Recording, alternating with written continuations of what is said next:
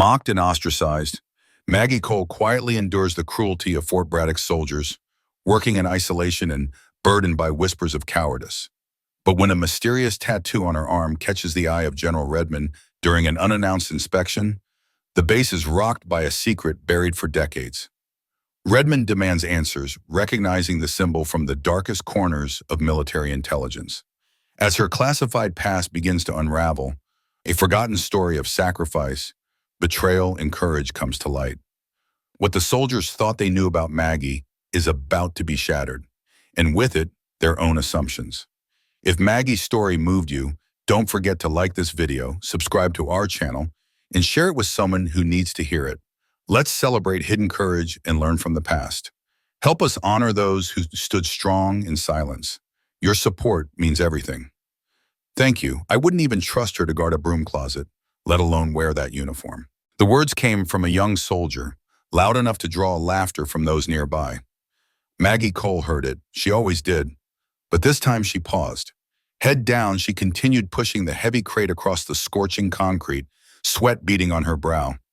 The summer heat finally got to her, and she rolled up her sleeve. That's when they saw it. Black ink, clean and deliberate, forming a symbol none of them recognized but all of them felt. An eagle's wing, a sharp-edged triangle, fused together in stark lines. General Redmond, who had arrived unannounced and without ceremony, stopped dead in his tracks. His gaze locked onto her arm, and the atmosphere in the yard shifted in an instant.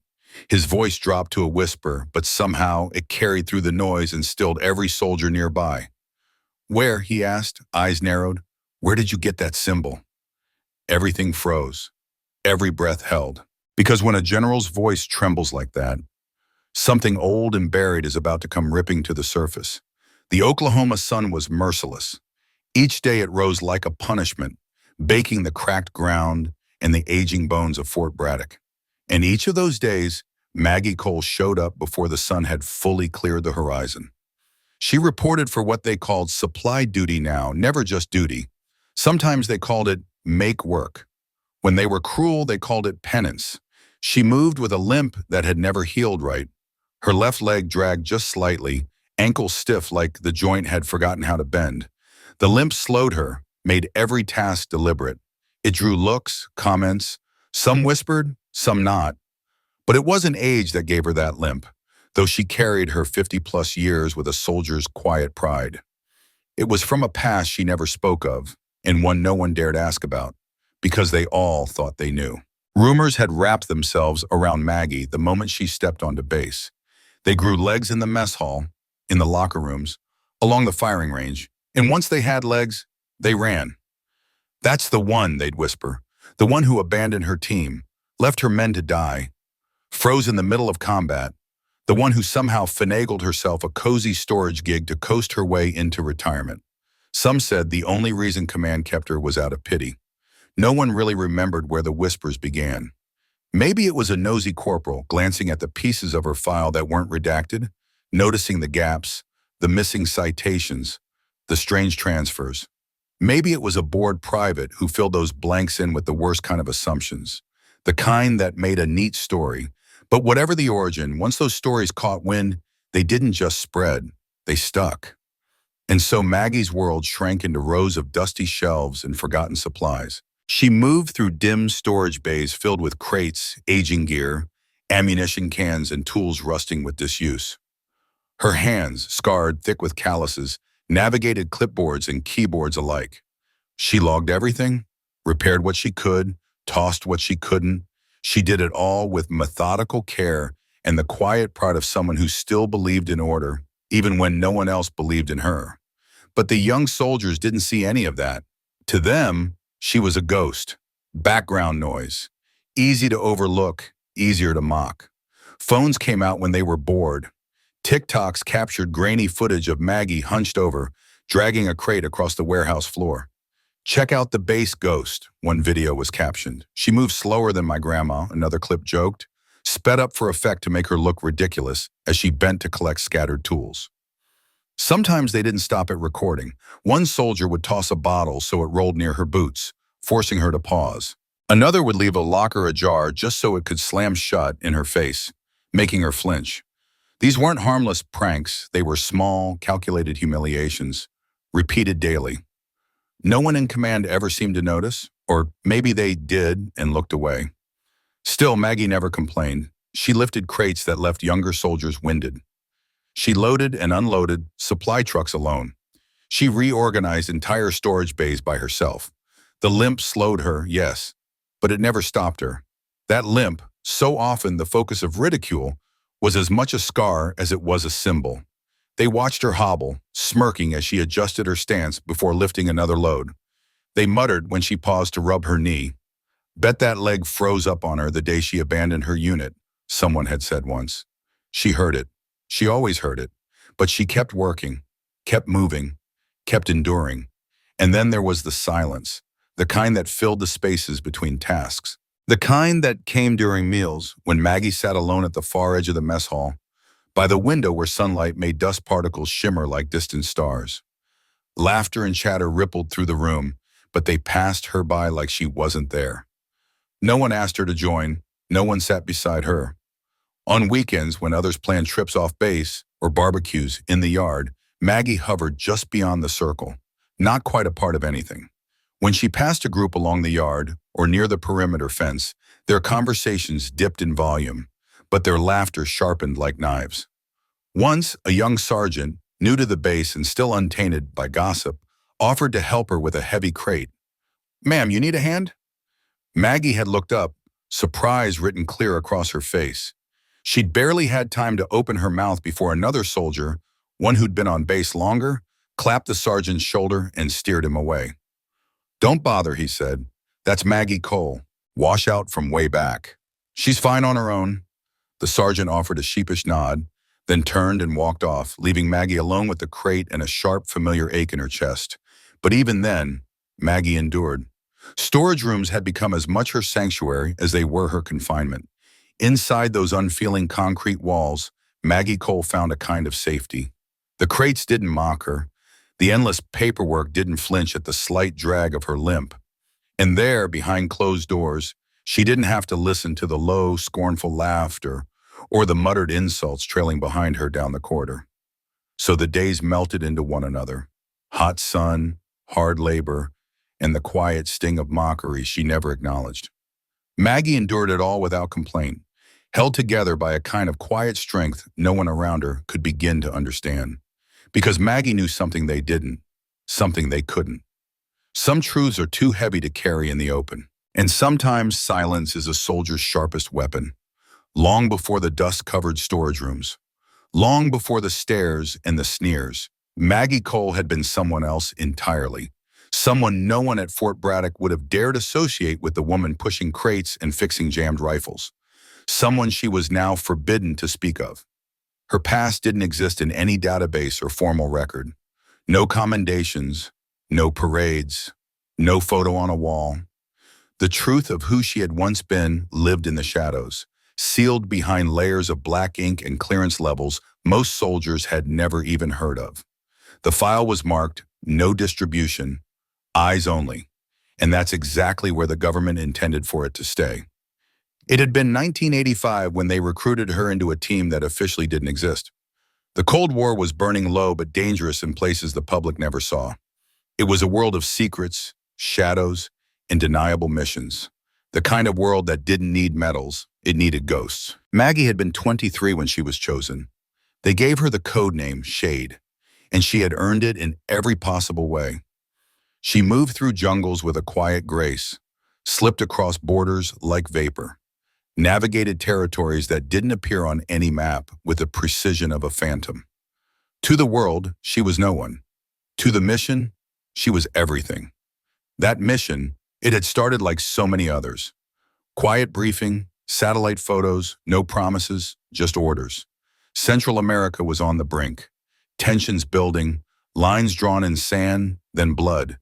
The United States had interests to protect, or depending on who told the story, secrets to bury. Her team had been tasked with extracting a high-value asset, a double agent who had risked his life to provide American intelligence with information that had already prevented multiple disasters.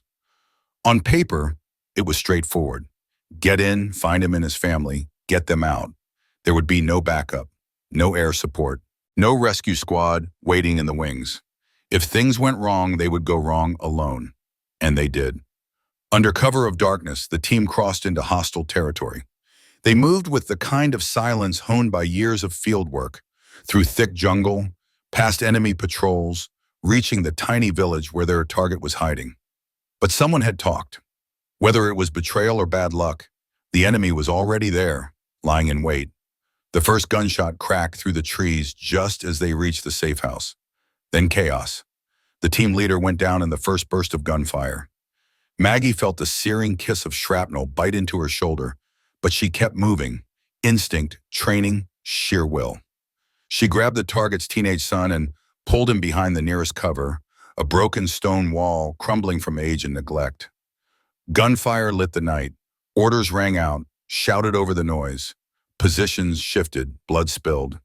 Her team fought like demons. But it wasn't enough. They were outnumbered, outgunned, and most unforgivably, out of time. So Maggie made the only call she could. She ran, not away, toward life. She took the boy and then darted into the dark, winding alleys behind the village, weaving through fallen beams, slipping through shadows.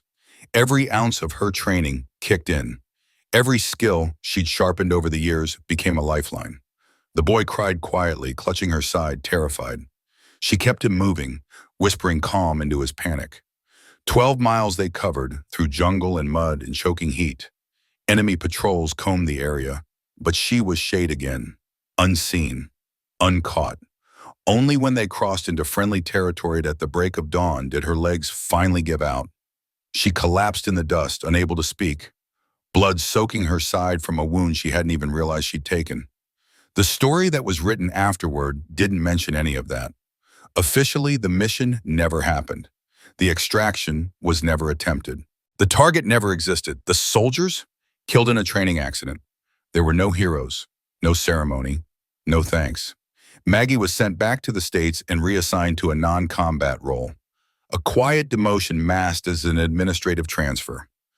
A file appeared in her record, one she was never permitted to read. It blamed her for operational errors, for deaths that weren't supposed to be questioned. It was a cover, a convenient lie. But lies, if told enough times, become truth. The brass moved on, but the rumors stayed.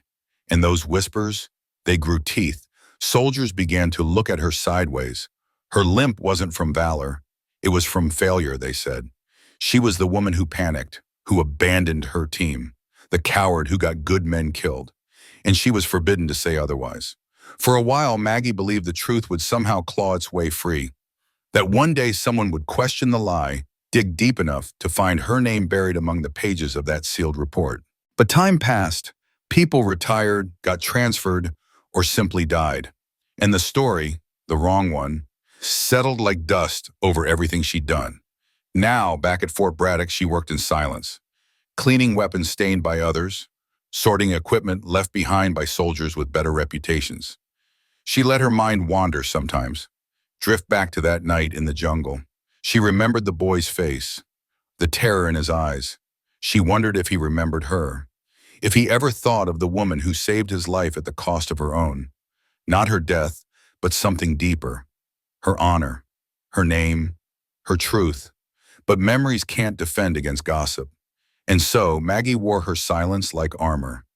The only mark of who she truly was, the only remnant of shade, was the tattoo on her arm. A geometric symbol, sharp and cryptic. The wing of an eagle wrapped inside a precise angular triangle, a relic of a life no one believed she lived. Those years were etched into her like scars that never truly faded. The mark inked on her skin wasn't for show. It was a solemn reminder of the team that never came home, of the mission that would never be named, of the oath she'd sworn to carry the truth to her grave if necessary. It was never meant to be seen. Not by anyone. But the Oklahoma sun has a way of exposing even what armor tries to hide. Heat pushes limits. Metal bends. And sometimes, secrets held in silence begin to leak through the cracks. General Thomas Redmond had no business being at Fort Braddock that day. His official inspection tour wasn't due for another 6 months. But 4 decades in uniform had taught him the truth about military installations. What you saw when nobody had time to prepare was far more revealing than any prepped itinerary. That morning, without notice, his convoy rolled down the dry road, leaving dust clouds in its wake. The base erupted into controlled chaos. Soldiers scrambled into neat formations. Orders were shouted across the yard. Boots stomped. Uniforms were tugged straight, gear polished with trembling hands. Redmond observed it all with the seasoned calm of someone who'd walked through this countless times. He never followed the official inspection path. He wasn't interested in the sanitized motor pools or the immaculately organized offices. Let the brass show off their polished floors. He sought what lay beneath the surface. He always wandered, eyes open, feet guided by instinct. And that instinct brought him to the edge of Fort Braddock, to the supply warehouses, forgotten spaces filled with dust and the kind of truth that no one polished for visitors. Inside one dim warehouse, Maggie Cole worked alone. Her movements were slow, deliberate, like every task mattered. Crates of equipment were carefully stacked, each serial number recorded in her neat, disciplined handwriting. Afternoon light filtered through cracked panes, casting golden beams across the concrete. Her uniform clung to her skin with sweat, at the collar, across her back, under her arms. Focused on maneuvering a crate of field radios, she didn't hear the general approach. As she strained to lift one corner, her sleeve rode up, exposing her forearm to the sun and to him. Redmond saw it, a flash of black ink, an angular triangle curled around an eagle's wing. It wasn't decoration, it was deliberate, permanent, stark against her weathered skin. Everything stopped. The buzz of the base, the humming air units, the shouts of distant drills, all faded as his gaze locked onto that mark. His mind was already moving, rifling through locked-away memories. Not the kind stored in filing cabinets. These were buried deep, hidden behind clearance levels and decades of silence. He knew that symbol. It wasn't standard military. No division, no battalion patch ever bore it. That was the mark of a shadow operation. One of the blackest of black ops, where there were no backups, no reports, no briefings, only whispered stories. Missions that never reached command logs. Teams that operated in the dark, protecting the country from nightmares no civilian and barely any soldier would ever know. Sergeant. His voice was calm, low, and cut through the silence like a blade. Maggie jerked upright. The reaction wasn't conscious. It was trained. Automatic. She stood at attention before she even registered who had spoken. Redmond took a step closer, eyes never leaving the tattoo. His voice dropped, softer than before, but it filled the cavernous warehouse. Where did you get that symbol? Maggie said nothing. Her mouth didn't even twitch. Not because she didn't want to answer, but because she couldn't. Years of discipline, of commands etched into her bones held her silent. That tattoo wasn't for open discussion. It wasn't even supposed to exist. To speak of it now would be a betrayal of the mission, of the ones who didn't make it, of the promise she'd sworn, buried under blood and fire. But Redmond wasn't looking for answers in her words. He studied her stance, the quiet tension in her shoulders, the burden she carried in her silence. He knew that weight. He'd worn it once himself. Behind him, Lieutenant Blake jogged up, notepad ready, expecting to catch the general's observations. He stopped abruptly, sensing the air had shifted. Tension crackled, thick and tight like storm wire. Sir? Blake asked, uncertain. Lieutenant, Redmond said, his gaze still fixed on Maggie. Get this soldier's file, not the standard jacket. I want the black archive. No, Blake froze. That order meant something different. The black archive wasn't just another record room. It was top-level clearance, eyes-only material. Contents that even seasoned officers weren't aware existed. Still, he saluted and turned on his heel, boots echoing as he sprinted away. Outside, soldiers had begun to notice the disruption. The general, standing alone in a warehouse, facing a supply clerk with a tattoo no one recognized. Something was off. Eyes turned, whispers sparked. Why her? What did she do? What's the general looking at? Maggie stood still. Her pulse thundered, but her face didn't betray it. Years of training demanded stillness in the face of scrutiny. Redmond didn't move either. His expression remained unreadable, but behind those eyes, memories were slotting into place like pieces of a puzzle suddenly clicking together. He remembered now, reports from the mid-80s, marked eyes only, had passed across his desk. He wasn't supposed to read them, but he had. A mission that never officially happened, a team that was never acknowledged, operatives who had saved lives, dozens, maybe hundreds, only to vanish from history without even a medal or name. Only one had survived. The one who walked out of the jungle alone when the rest were presumed dead. Minutes passed, then Blake returned, panting, clutching a slim black folder that looked ordinary, but carried the weight of ghosts. Redmond took it without a word. He opened it right there in the sweltering warehouse air, flipping through each page while the dust swirled around him. His expression darkened line by line. It was all there, hidden truths, classified history, missions so buried even war rooms pretended they never existed. The mission, the ambush, the extraction, and finally the cover story, crafted so carefully it destroyed Maggie's reputation, all to keep a national secret buried. General Redmond closed the black folder with a deliberate slowness, like the weight of it had settled into his very bones. His voice was gravel when he finally spoke. "We failed you," he said, throat tight. "My God, we failed you." Outside, the murmurs were rising, like storm winds before the thunder. Whispers became ripples across Fort Braddock as the soldiers began to understand what was unraveling inside the warehouse. The woman they'd spent years ridiculing, calling weak, broken, a coward. She wasn't the disgrace. They were. And as the realization spread, so did the silence. For the first time in too many years, Maggie allowed herself a breath that didn't feel like a burden.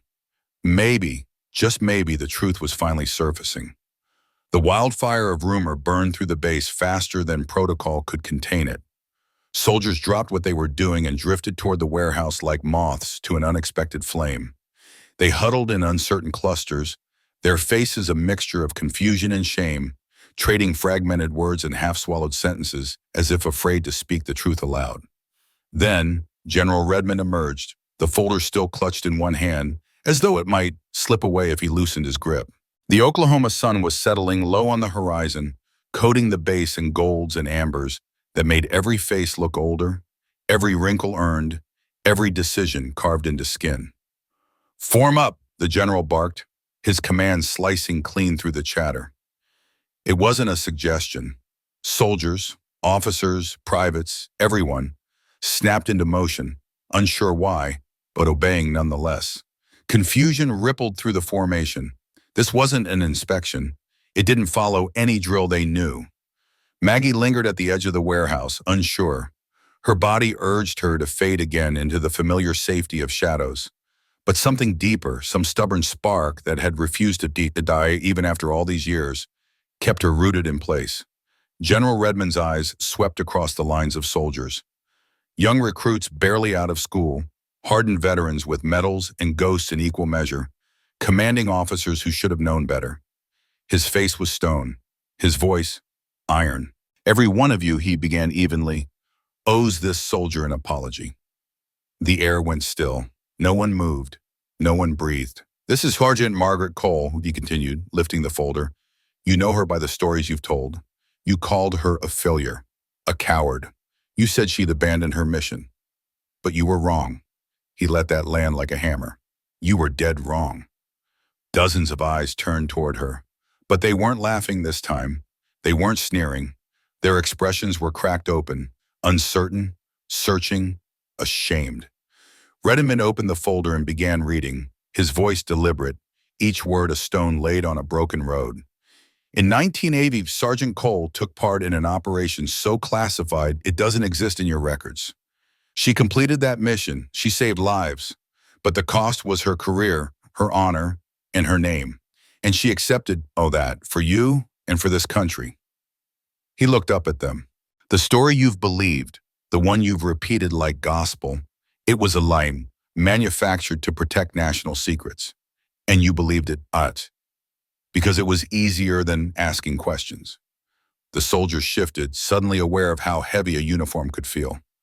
"Lieutenant Blake," Redmond said, eyes locking on the young officer who had been among the loudest voices against Maggie.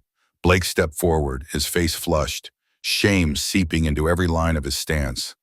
"Sir," he said low, "report." Blake swallowed hard. "Sir, I witnessed the harassment. I didn't stop it. I let it happen. I thought it wasn't my place. I failed, sir." Redmond nodded slowly. "You did, but you've acknowledged it. Now learn from it." Then his gaze swept over the formation again. "I want every one of you to look at yourselves, long and hard. What happened here, what you allowed to happen, is not what this uniform stands for. This woman," he gestured toward Maggie, "guarded secrets so dangerous we buried the truth. And in doing so, we buried her."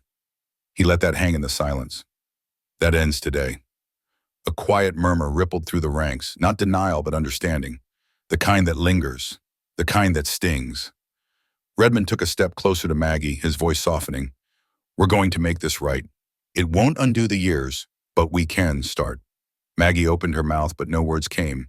Instead, she nodded, a small gesture, but it held more steel than any speech. Turning back to the assembled troops, Redmond raised his voice again. "There will be a formal ceremony. Her record will be corrected, her honors restored, and those of you who laughed, mocked, and belittled her, you'll stand and bear witness to it." He gave them no room to misinterpret his words. "And I will personally ensure that every officer on this base undergoes additional training in leadership and integrity. Because this," he motioned again toward Maggie, "was never a failure. It was heroism, and it should have been recognized as such a long time ago." As the sun dipped beneath the horizon, the formation quietly dispersed. No cheers, no banter, just solemn, reflective steps across the dusty ground. Words that might once have been cruel or careless were now replaced by silence. Later that evening, some soldiers approached Maggie. Not all, just a few. They offered soft apologies, unsure how to begin. Some didn't speak at all, just a nod or a hand raised in quiet respect. Maggie didn't ask for more. She didn't need it. 3 weeks later, the ceremony was held, not in a grand hall or an auditorium, but right there in that same warehouse where the truth had finally found air. Simple table, sometimes in silence, sometimes sharing stories through half sentences and loaded looks. No one asked questions they shouldn't. No one needed to. The understanding ran deeper than words. For the first time in years, Maggie didn't feel like she was pretending to belong. She did belong. The ceremony, brief and quiet, had started something much larger than anyone had imagined. It wasn't just about medals or recognition, it was about undoing decades of silence, acknowledging pain that had been ignored, and rebuilding the fractured integrity of a system that had once looked the other way. Maggie hadn't expected anything to change. She hadn't asked for this. But when General Redmond had insisted, when he had looked her in the eye and promised this wasn't just about her, but about all the others who were still waiting for justice, she had agreed, barely, reluctantly, quietly. That had always been her way. But that quiet didn't mean she lacked strength. If anything, it was her silence that had been the loudest force in the room that day. The base was never quite the same. It grew quieter in its own way, not out of fear or shame, but out of respect. There were fewer whispered jokes, fewer careless remarks thrown like stones. Eyes met hers now with a different kind of recognition. She was no longer a shadow at the edge of the room, and the soldiers who had once ignored her or treated her like a ghost began to see her not just as a comrade, but as a symbol of something they all needed to confront: the cost of silence and the power of truth spoken, however late. Some of the young ones asked to hear her story. Maggie never told them everything. She would redirect, ask about their lives instead, and offer advice on cargo handling or base operations. But they listened anyway. They watched her closely. They learned. Meanwhile, the ripples kept spreading. The Quiet Valor Act didn't just remain a line item in legislation. It became a movement. More commissions were formed, more hidden stories brought to light. Men and women who had been living in the shadows, afraid that speaking the truth would bring dishonor, were finally given space to be seen, to be believed. Maggie didn't attend the hearings. She didn't stand in front of microphones or sit on panels. But her presence was always felt. When Redmond spoke, when Blake testified, When families of forgotten heroes gathered in Capitol buildings holding faded photographs and worn uniforms, they spoke her name with reverence, not because she had demanded it, but because she had earned it through every hard, quiet moment she'd endured. The Maggie Cole Quiet Valor Center became more than a place. It became a sanctuary, a soft place to land for those who had spent too long walking on hard ground.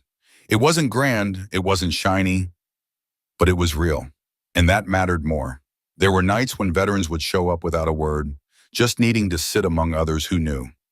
Sometimes Maggie would pour the coffee herself. Sometimes she would simply listen. She still worked the same logistics job at the base, still wore her uniform, still kept her hair tied back. But something fundamental had shifted. The weight she had carried for years spent in silence, in exile, in the shadows, was lighter now. Not gone, but lighter. And in the way she walked, in the quiet steadiness of her presence, others could feel it too. Maggie Cole didn't need parades. She didn't want applause. What she wanted was simpler, deeper, a world where no soldier was left behind in silence, where the truth, no matter how long it had been buried, finally had the chance to rise. And because of her, it had. Behind the building, nestled in a modest fire pit ringed with old stone and worn benches, they gathered. Not for ceremony, not for spectacle, just for warmth, coffee, and the comfort of being among those who understood. They spoke in fragments, exchanged stories in low tones, and sometimes they didn't speak at all. The silences weren't awkward, they were healing. In those quiet moments, words weren't necessary. They all bore the same weight, the burden of classified missions, buried memories, and truths never spoken aloud. It was a fellowship forged not in combat, but in the shared responsibility of having carried secrets for a country that didn't always want to know them. On one crisp autumn night, the fire popped and hissed in the cool air, casting a gentle orange glow as the sky above stretched vast and dark. A young veteran stepped out of the shadows, drawn by something more than warmth. He looked about 30, but his face had that prematurely aged look that came from long nights and longer years, lines carved not by time but by what he had seen. "I heard what they did to you," he said quietly, not out of pity but respect. "What you went through, it helped, just knowing someone else survived it." Maggie didn't respond right away. She studied him carefully, not with suspicion, but with the cautious empathy of someone who had learned to read pain beneath the surface. Then she nodded slowly and surely. "That's why we're here," she replied, her voice low but resolute. That was all that needed to be said. Not long after the institutional reforms began reshaping the culture, General Redmond stepped down. At his retirement ceremony, he delivered a farewell speech to a hushed crowd. He never said her name. He didn't need to. "We failed a hero," he admitted. "But in that failure, we discovered our path forward. Let that be what we leave behind. Not shame, but growth. Let our legacy be that we learned, that we changed, and that we honored those whose voices were silenced." Fort Braddock evolved. Over time, the base that once made headlines for disgrace became known for something far greater: the example it set in the aftermath. It became a post where soldiers kept a closer eye on one another, where assumptions were no longer accepted without question, and where silent bravery was recognized even when it came without medals, speeches, or ceremony.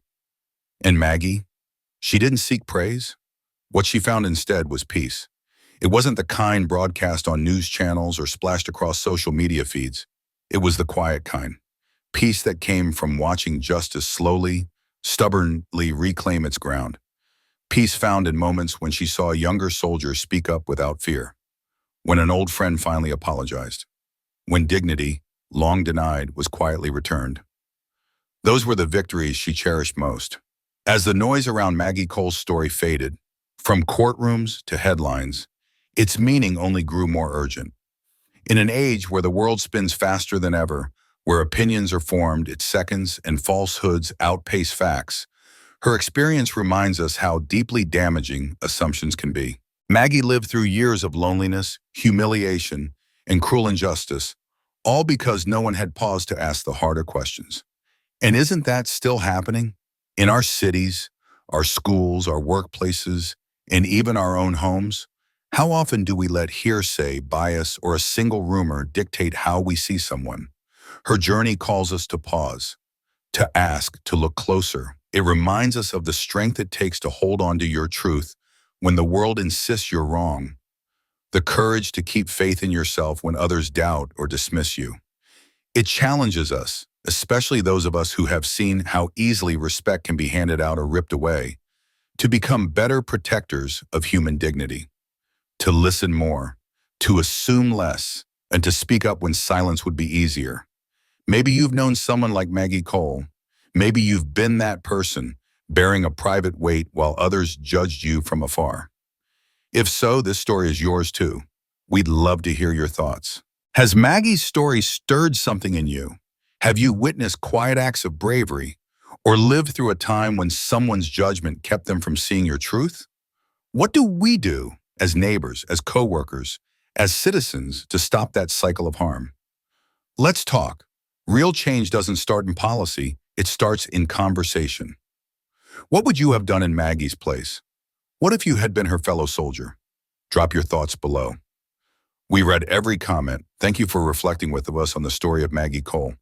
A powerful reminder that not every hero wears a uniform with medals, and not every victory needs a parade. If this story moved you or made you pause to think, we hope you'll like the video, subscribe to the channel, and share it with someone who might need to hear it today. Together, let's honor the unseen, the unheard, and the uncelebrated, and strive to become a nation that holds quiet courage in the same high regard as loud declarations.